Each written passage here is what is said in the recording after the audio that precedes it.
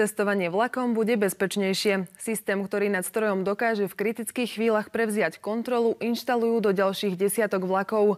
Slovensko na modernizáciu železníc získalo 135 miliónov eur.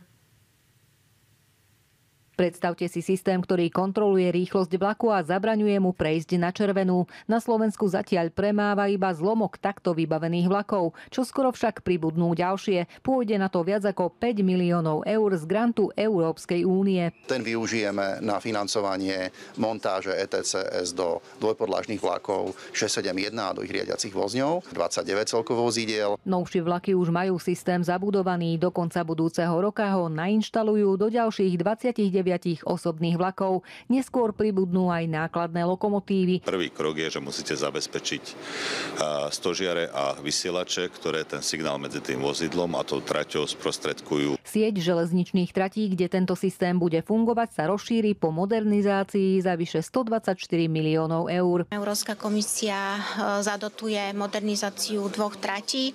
Je to trať na východe Slovenska, Spišská Nová Ves, Spišské Tomášovce a Čierna nad Tisou, Košice.